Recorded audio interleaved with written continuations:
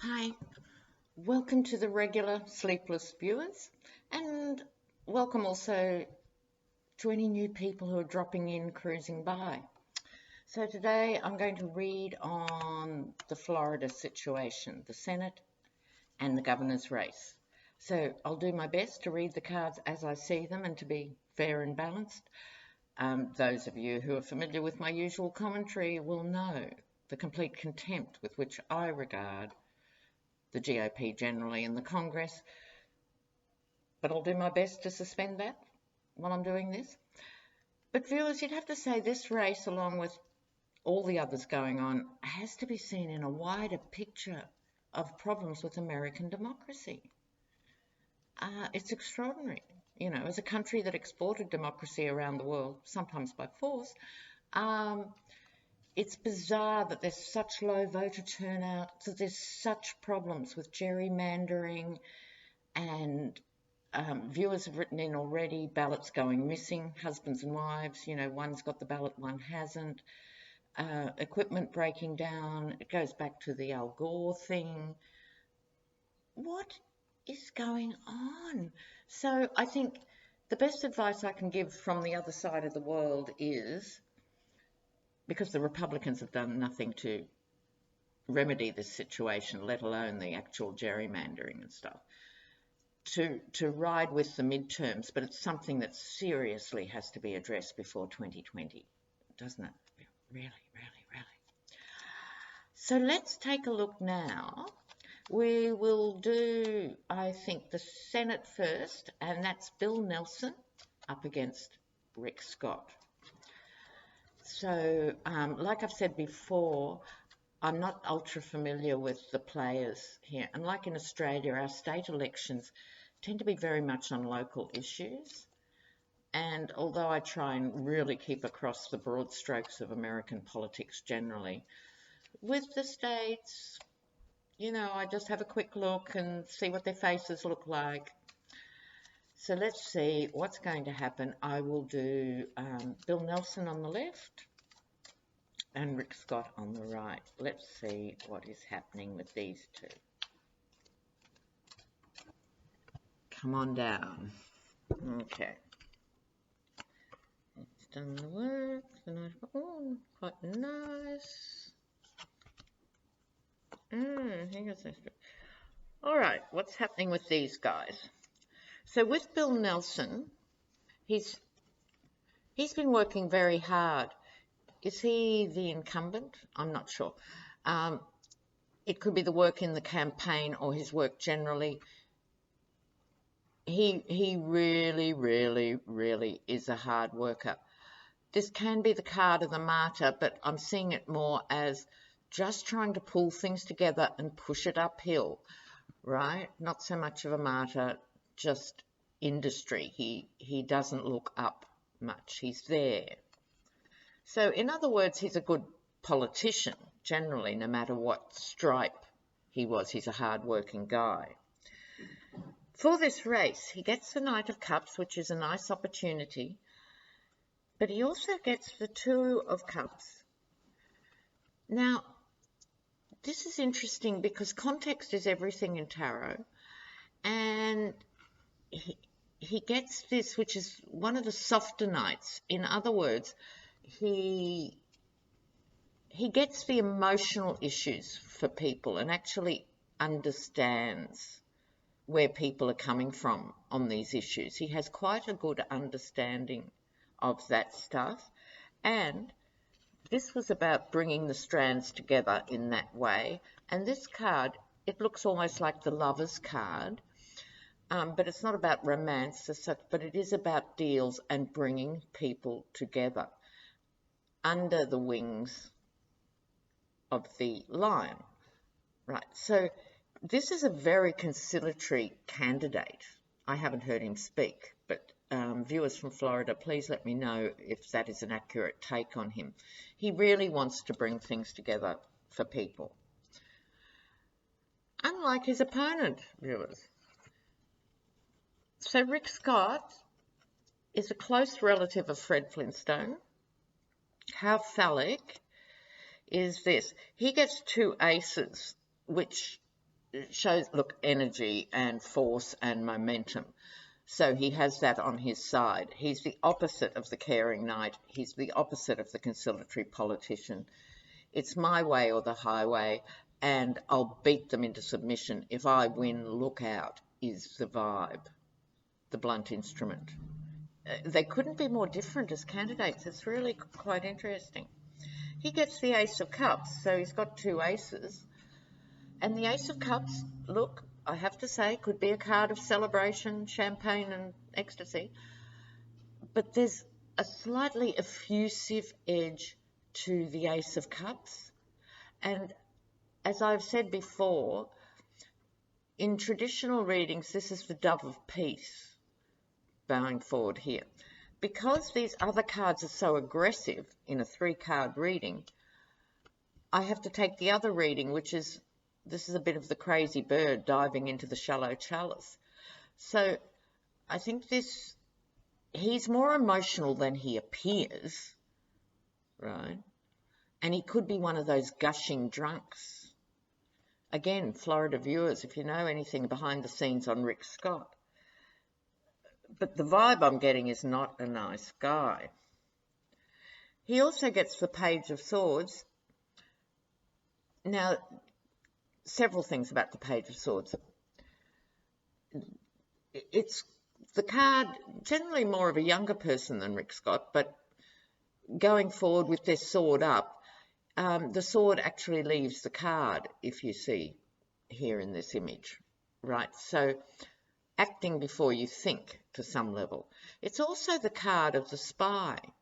So it's possible Rick Scott could have a spy in his camp, but it's more likely that he's been doing the spying.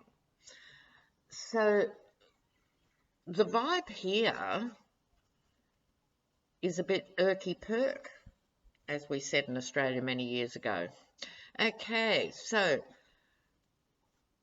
look, that doesn't give me an absolute outcome. It's nice guy versus the self-aggrandizing bastard, but that doesn't mean that the more selfish, bossy, aggressive candidate doesn't win. So I need to do a bit more here. It sort of set the tone very well for each candidate, but not the outcome. Can we please have an outcome? So we want clarifiers. Oops, clarifiers for Bill Nelson. Rick Scott. Clarifiers. Bill Nelson, Rick Scott. Oh, Bill Nelson gets rid. Oh, 2 victory cards. Interesting, guys. Could be a very close race. Could be a recount. This is the Happy Republican card with mum, dad, 2.5 Anglo children versus the emissary to the king or the new leader. How curious is this? Ah, that's very strange. Very strange indeed. I'll just try one more attempt for a clear outcome. But bear in mind, with the cards, they're often telling their own story, and it's not till after the event we go, oh, okay, that's why it said that, you know. So I'll ask, will Bill Nelson win? Will Bill Nelson win? Will Bill Nelson win? And if this isn't conclusive, we just have to move on. Okay. Ah, the star, bless. Oh, inspiration and hope. Oh, okay. All right. So, let's hope. Let us hope, dear viewers. So, moving on now to the governor's race, where we have Andrew Gillum versus the truly hideous, racist, unspeakably vile caveman, in the governor's race. So it's Gillum versus DeSantis. I hope I didn't call Rick Scott DeSantis through the first part of this reading. I'll have to listen to it again. Okay, Gillum versus DeSantis. Gillum versus DeSantis.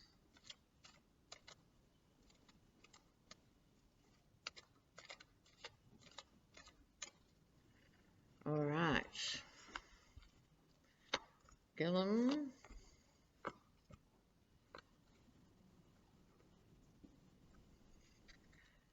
All right.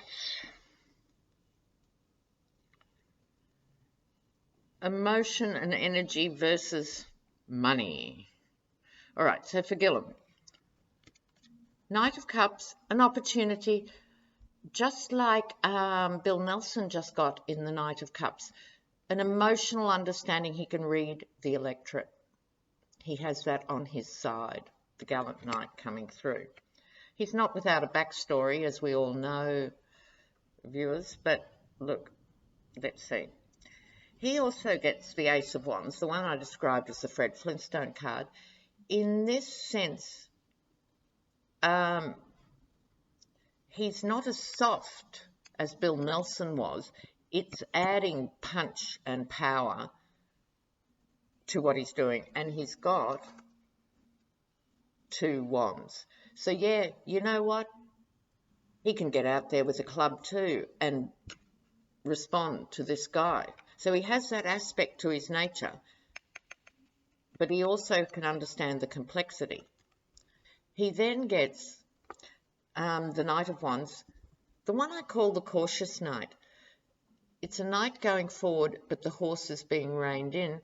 So Gillum is not a stupid man. He is a very smart man, and he's not leaping forward. You know what? I don't feel he thinks this is a shoo-in.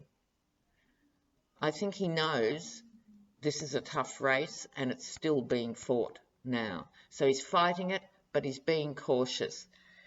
In other words, his club's in check, but he can pull it out if he needs it. So that's telling me he's up to the job, he's bright, and he's emotionally intelligent as well.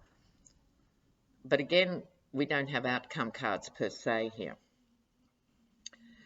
We've got here, with DeSantis, the Four of Pentacles, the Miser's card.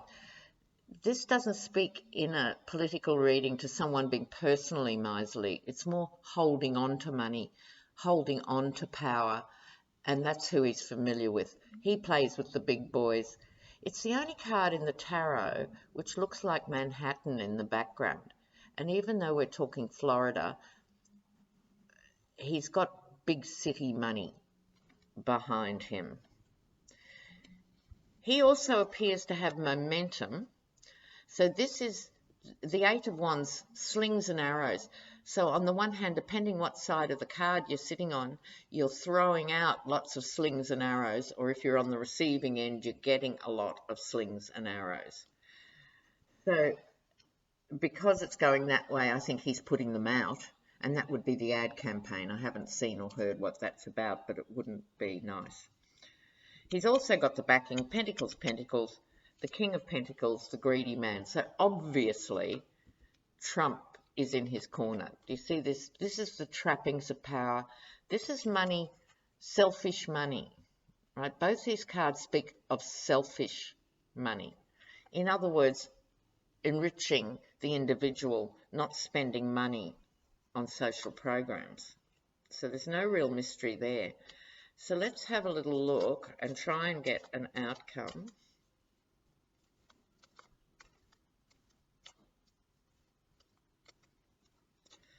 Okay, outcome for Gillum, outcome for DeSantis.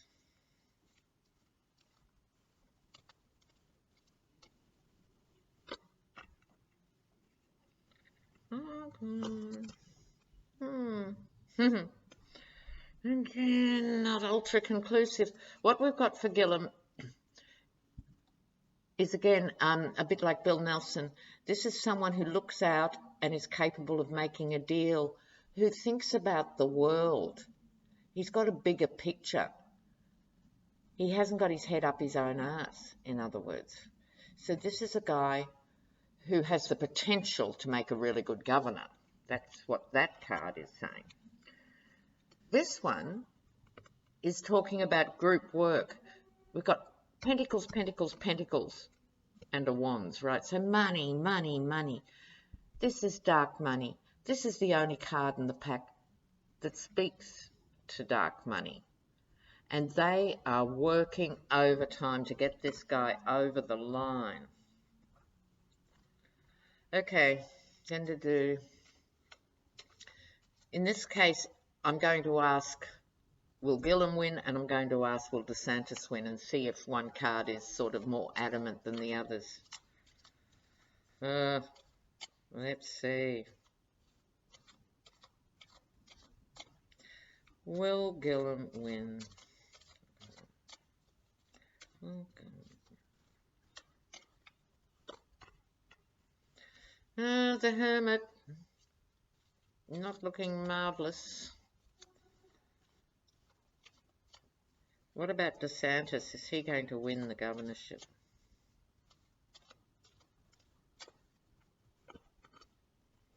Oh, he's embattled. So, again, close, very close race.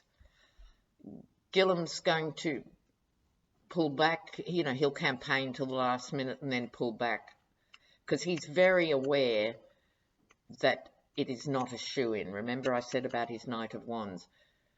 He's finding this quite hard emotionally, and during the last little run, the last few days or whatever, he'll withdraw. DeSantis is in a battle. He's in a battle. So, look, I'm actually going to say I don't know. Okay. Too close to call. It is too close to call. Now, this raises another issue. Dear viewers, as you all know, many of the psychics, clairvoyants, tarot readers and stuff were really knocked around after the Kavanaugh stuff, right? And it's partly because we lay ourselves out there when we do these predictions. And Psychic Violetta just put up a video this morning, a lovely short video, I recommend you all look for it, on what she feels happened in her interpretation of Kavanaugh. So what happens is we will see the energy around an issue, and you think, oh, well, therefore this couldn't possibly happen. We see this happening, that happening, that happening. So your logical brain says, well, if all those things happen, he couldn't possibly be confirmed. It's the same with Trump, right? You read on Trump and you see that his health's bad, that you see that, you know, he's going to be exposed for all this, blah, blah, blah, blah, and then you wake up the next day and he's still there, because we are not dealing with a normal time. We are not dealing with a time when the checks and balances of a major society in the world are up to be bought and sold by these invertebrates, with these dreadful self-serving creatures who are posing as lawmakers in Senate and Congress. And so, look, so it makes it very hard. It makes it very hard for us. So for these readings, we are doing them always in good faith. So when I say I can't call that governor race of Florida, I will revisit it. So I'm going to put it back on the top of my list, in other words, because another week I'm going to revisit it. I'm writing it in big letters now. Redo. So I'm not leaving you high and dry. What I'm saying is, at the moment, it is not clear. I love you all so much. Keep the comments rolling, please. And good luck with these elections. Be vigilant. Time for class action. I think people are being robbed of their vote. We need to clone Avenatti and get some class actions going over there. I wish you all the best. Take care, guys.